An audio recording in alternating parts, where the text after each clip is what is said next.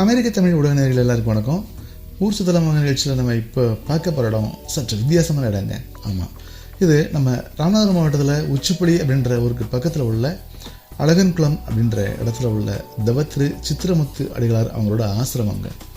இந்த ஆசிரமத்தை பார்க்குறமே இதில் என்ன பெருசாக இருக்க போகுது அப்படின்னு உங்களுக்கு தோணலாம். ஆனால் இது ரொம்பவே பெரிய விஷயம்னு சொல்லலாம். ஏன்னா இங்கே உள்ள அந்த முனிவர் பார்த்திங்கன்னா இளம் வயதில் தான் வச்சுருந்த குடும்ப சொத்துக்களை எல்லாம் விற்று அதன் மூலம் கிடைத்த கொஞ்சம் பணத்தை வச்சு வெளிநாட்டுக்கு, அதாவது மலேசியா போன்ற இடங்களுக்கு பயணம் செய்கிறாரு.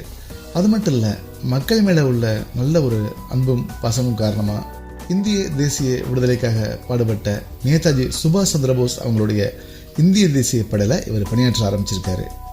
அப்புறம் தன்னோட முதுமையில தவ வாழ்வினை மேற்கொண்டு 1995ஆம் ஆண்டு இவர் இறைவனடி சேர்றாரு. இன்றைக்கும் பார்த்தீங்க அப்படின்னா இந்த ஆசிரமத்தில் நிறையா மக்கள் போய் அமைதியாக தியானம் செஞ்சுட்டு வர்றாங்க.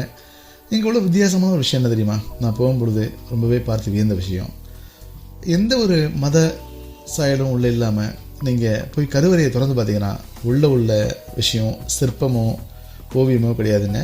ஒரு கண்ணாடி. நீங்கள் அந்த கதவை திறந்து பார்த்தீங்கன்னா உங்களோட உருவம் தான் இந்த கண்ணாடிக்குள்ளே தெரியும். இது மூலமாக கடவுள் வேறு எங்கேயும் இல்லை, உங்களுக்குள்ளே தான் இருக்கார் அப்படின்னு சொல்ல இவர் வர்றாரு. சற்று வித்தியாசமான ஆசிரமம். நம்ம ஊர் பக்கம் வந்தீங்கன்னா அதை பார்த்துட்டு போங்க. அடுத்து இன்னும் நல்ல இடங்களை உங்களை சந்திக்கிறேன். நன்றி, வணக்கம்.